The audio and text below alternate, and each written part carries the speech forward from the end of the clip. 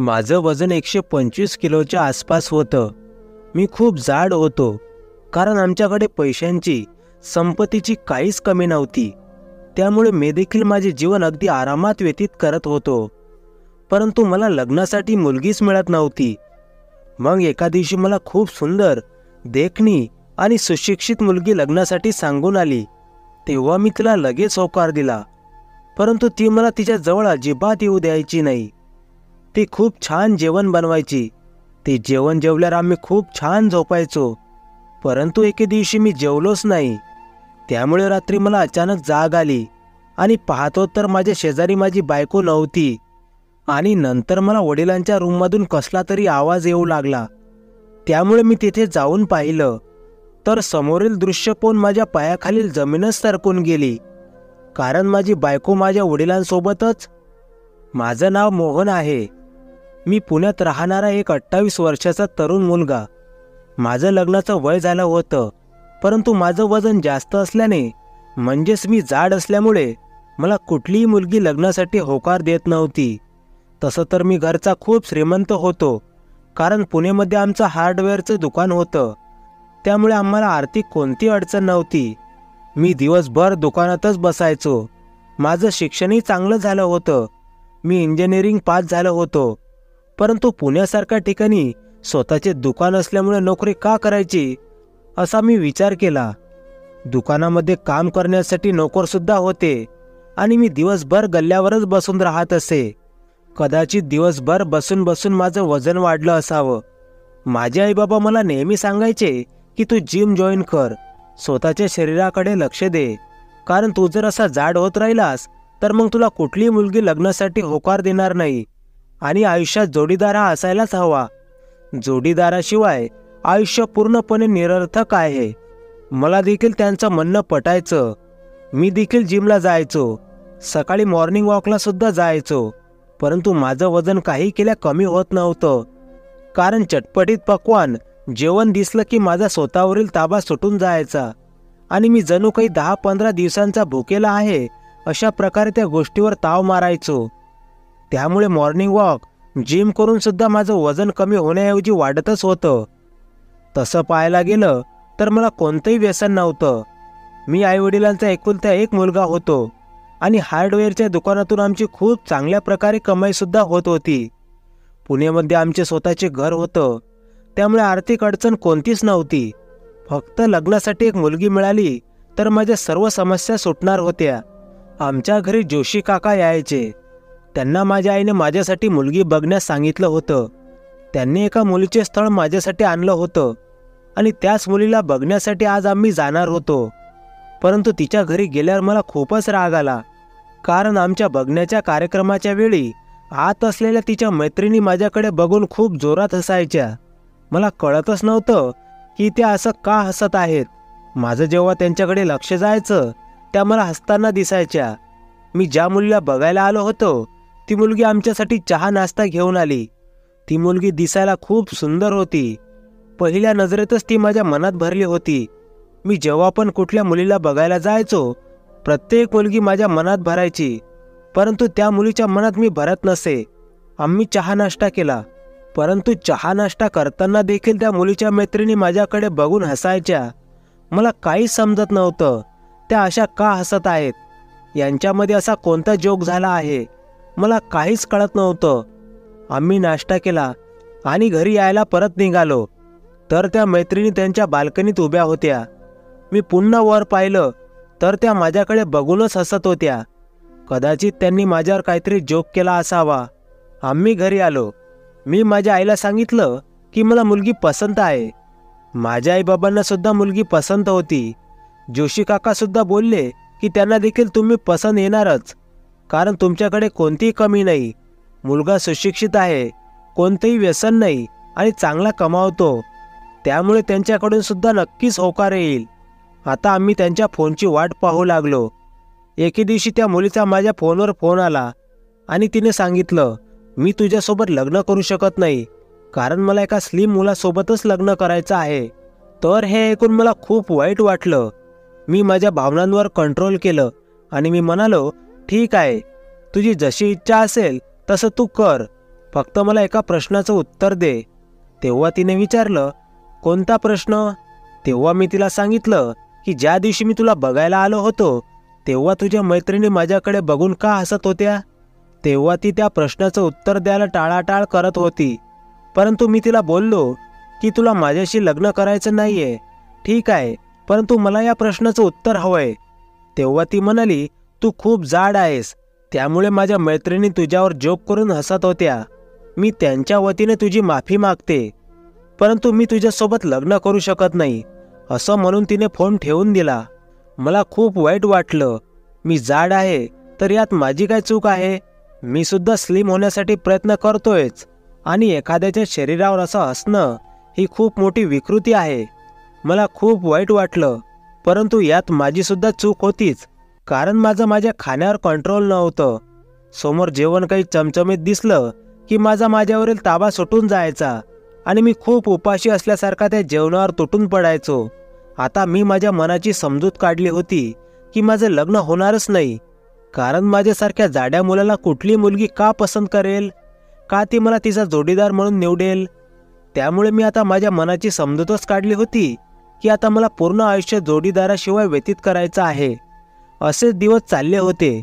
आम्ही अजून 2-3 मुली बघितल्या, परंतु माझ्याकडून होकार असूनही त्यांच्याकडून नेहमी नकार यायचा. मला खूप टेन्शन यायचं. मला माझाच राग यायचा. माझ्यावर का कंट्रोल नाही?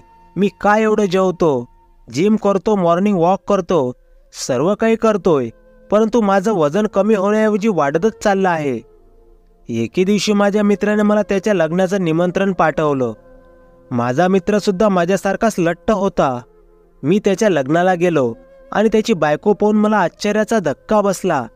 माझा मित्र माझ्या एवढाच लट्ट असूनही त्याला एवढी सुंदर बायको मिळाली. मला मोठा प्रश्न पडला. बाजारात त्याचं सुद्धा दुकान होतं, पण माझ्या दुकानासारखं मोठं नव्हतं. तरी देखील माझ्या मित्राला एवढी सुंदर बायको मिळू शकते, मग मला का मिळू शकत नाही? मी माझ्या मित्राला भेटायला गेलो आणि त्याला विचारलं की तू अशी कोणती जादू केलीस की तुला एवढी सुंदर बायको मिळाली? तेव्हा त्याने मला एका वेबसाईटचं नाव सांगितलं, ज्यावर लॉग इन करून खूप साऱ्या मुलींचा आपल्याला प्रपोजल येतात व त्यातून आपण आपल्या आवडीची मुलगी सिलेक्ट करायची. आणि आज ज्या मुलीसोबत माझं लग्न आहे तिला मी त्याच वेबसाईटवरून सिलेक्ट केलं आहे. माझ्या मित्राची ही गोष्ट ऐकून माझ्या मनात आनंदाचे फवारे उडू लागले. मी विचार केला, अरे वा, ही तर खूपच चांगली गोष्ट आहे. मला ही गोष्ट आधी का सुचली नाही? मी टीव्हीवर एवढ्या ॲड बघायचो तरी देखील मला ही गोष्ट सुचली नाही. मी लगेच माझ्या मित्राला त्या वेबसाईटचे नाव विचारलं आणि ताबडतोब त्या वेबसाईटवर लॉग इन केलं. त्या दिवशी लग्नाला गेलो असल्याने मी छानच कपडे घातले होते, त्यामुळे मी तिथे लगेच फोटो काढला आणि वेबसाईटवर अपलोड केला आणि माझी प्रोफाईल बनवली आणि 2-3 मुलींना रिक्वेस्ट देखील पाठवली, परंतु त्यांचा काहीच प्रतिसाद आला नाही. मी लग्नामध्ये आनंदाने खूप जेवलो आणि पुन्हा घरी जायला निघालो. घरी जाताना मी सारखं ती वेबसाईट चेक करायचो, जेणेकरून कुठली तरी मुलगी माझी रिक्वेस्ट ॲक्सेप्ट करेल आणि माझी गोष्ट पुढे सरकेल. मी खूप आनंदी होतो. आता माझं वय 30 वर्ष झालं होतं आणि अजूनही माझं लग्न झालं नव्हतं, परंतु एक आशेचा किरण मला मिळाला होता, ते म्हणजे ती वेबसाईट. दुसऱ्या दिवशी नेहमीप्रमाणे मी दुकानात जायला निघालो. दुकानात पोहोचल्यावर माझी सर्व कामं आटपून झाल्यावर मी माझ्या खुर्चीत बसलो. इतक्यातच माझ्या मोबाईलवर एक मेसेज आला. एका मुलीने स्वतःहून मला रिक्वेस्ट पाठवली होती. मी ताबडतोब ती रिक्वेस्ट ॲक्सेप्ट केली आणि तिची प्रोफाईल चेक करायला लागलो. ती एक MBA शिकलेली खूप सुंदर मुलगी होती. मी विचार केला, जर हिच्याशी माझं लग्न पक्क झालं तर खूप चांगलं होईल. ती मुलगी दिसायला खूपच सुंदर होती. अशी मुलगी मला स्वप्नातही मिळू शकली नसती, हे मला चांगलंच माहीत होतं. मी रिक्वेस्ट ॲक्सेप्ट केल्यानंतर आमच्यामध्ये थोडी चॅटिंग झाली. तिने मला एका ठिकाणी भेटायला बोलावलं. दुसऱ्या दिवशी मी तिला भेटायला एका हॉटेलमध्ये गेलो. तिथे गेल्यावर आमच्यात फॉर्मल हाय हॅलो झालं आणि त्यानंतर मी तिला विचारलं की तू मला रिक्वेस्ट का पाठवली? मी एवढा जाड आहे, लट्ट आहे, हे माझ्या फोटोवरून स्पष्ट दिसत होतं, तरी देखील तू रिक्वेस्ट का केलीस? त्यावर ती मुलगी म्हणाली, मला शरीरापेक्षा मनाची सुंदरता खूप आवडते आणि मी तुझ्या आजूबाजूला चौकशी केली. तू खूप चांगल्या मनाचा, निर्व्यसनी आणि एक सुशिक्षित माणूस आहेस. मला तुझ्यासोबत माझं पूर्ण आयुष्य घालवायला काहीच हरकत नाही. तसं मला एखादा स्लिम मुलगा पण मिळाला असता, परंतु अशा मुलांची गॅरंटी नसते, कारण त्यांना वेगवेगळी व्यसन देखील असू शकतात आणि अशा मुलांचे बाहेर अफेअर्स देखील असतात. परंतु तुझ्या बाबतीत असे नाही. तू पूर्णपणे माझ्यासोबत एकनिष्ठ असशील हे मला माहीत आहे आणि लग्नानंतर मलाही अशा भांडणांमध्ये आयुष्य आणि वेळ घालवायचा नाही. मी MBA शिकलेली आहे, परंतु मला नोकरी करण्यात काहीच इंटरेस्ट नाही. माझी अशीच इच्छा होती की माझ्या नवऱ्याचा स्वतःचा बिझनेस असावा आणि तो बिझनेस मी माझ्या शिक्षणाच्या जोरावर आणखीन मोठा करावा, असं मला ती मुलगी सांगत होती. तिचं नाव प्रिया होतं. प्रियाचं म्हणणं ऐकून मला देखील तिचं म्हणणं पटलं. तिच्या शिक्षणाचा नक्कीच माझ्या बिझनेससाठी खूप फायदा होऊ शकतो हे मला माहीत होतं आणि ती दिसायलाही सुंदरच होती. त्यामुळे मला तिच्यासोबत लग्न करण्यात काहीच प्रॉब्लेम नव्हता. तसे मला कुठली मुलगी हो म्हणतच नव्हती. मी ज्या मुलीला बघायला जायचो ती प्रत्येक मुलगी मला नकारच देत होती आणि ह्या मुलीनं स्वतःहून मला होकार दिला आहे. मग आणखीन काय पाहिजे? ती खूप सुंदर होती, खूप शिकलेली होती. त्यामुळे मी लगेच ही गोष्ट माझ्या आईवडिलांना सांगितली. आईवडिलांना सांगितल्यावर त्यांना देखील माझं म्हणणं पटलं. लगेच आम्ही भेटण्याचा कार्यक्रम करण्याचं ठरविलं. प्रियाचे आईवडील लहानपणीच गेले होते, त्यामुळे तिची फक्त बहीण आणि बहिणीचा नवरा एवढीच फॅमिली होती. ठरल्याप्रमाणे बघण्याचा कार्यक्रम प्रियाच्या बहिणीच्या घरी करण्याचे ठरविले. मी आईबाबांसोबत प्रियाच्या बहिणीच्या घरी बघण्याच्या कार्यक्रमासाठी गेलो. तिथे आमचा खूप छान प्रकारे पाहुणचार झाला. माझ्या आईवडिलांना प्रिया खूप आवडली, त्यामुळे त्यांनी प्रियाला लगेच होकार दिला. माझा तर आधीपासूनच होकार होता. प्रियाच्या बहिणीने व त्यांच्या जिजूने देखील आम्हाला होकार दिला. सर्व काही अगदी सुरळीत आणि आनंदात झालं. त्यानंतर लग्नसुद्धा धूमधडाक्यात झालं. मी खूप खुश होतो. मी माझ्या मित्राचे सुद्धा आभार मानले, कारण त्याच्यामुळेच मला त्या वेबसाईटबद्दल समजलं होतं आणि त्या वेबसाईटवरूनच माझी आणि प्रियाची ओळख झाली होती. मी देवाचे सुद्धा खूप आभार मानले, कारण देवाने मला 30 वर्ष थांबवलं, परंतु नंतर माझं आयुष्य आनंदाने भरून टाकलं. त्याने मला एक सुंदर आणि सुशिक्षित मुलगी बायको म्हणून दिली होती. आमचे लग्न झालं आणि नवी नवरी बनून प्रिया आमच्या घरी आली. प्रिया स्वभावाने खूप चांगली होती.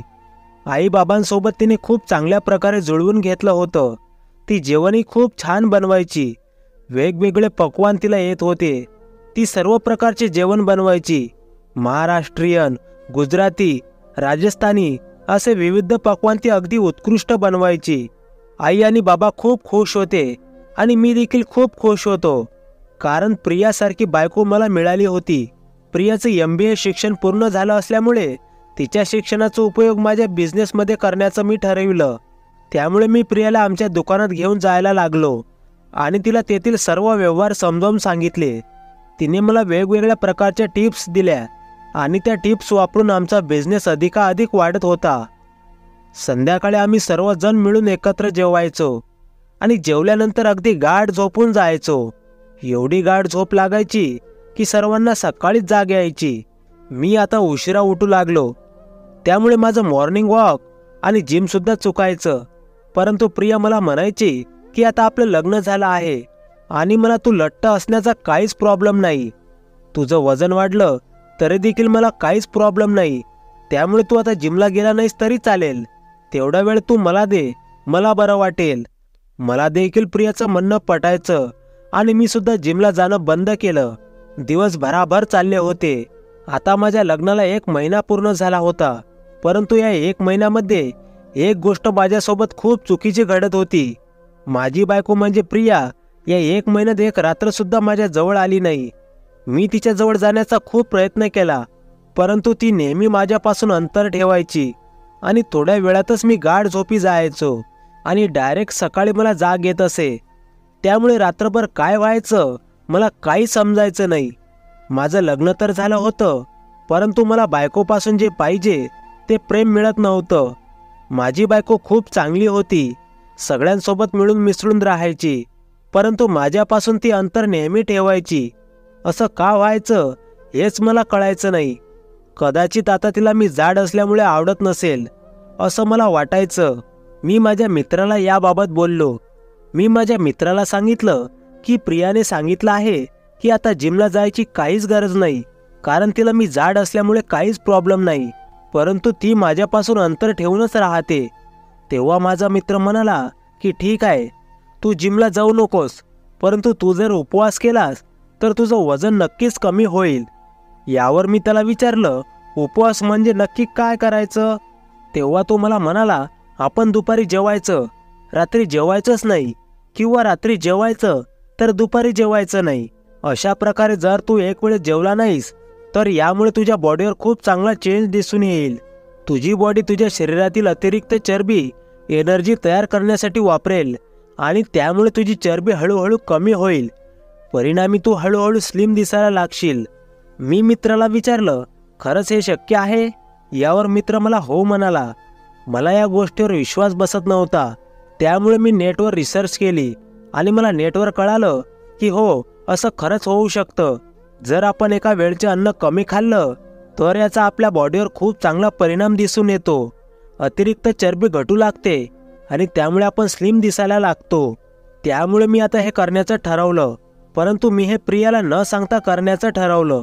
कारण जर मी तिला सांगितलं तर ती मला हेच बोलेल की मला तू जाड असल्याने काहीच प्रॉब्लेम नाही, मग तू असं का करतोस? त्यामुळे मी हे तिला न सांगता करण्याचं ठरवलं. आज रात्री मी जेवलो नाही, कारण आज दुपारी मी जेवलो होतो.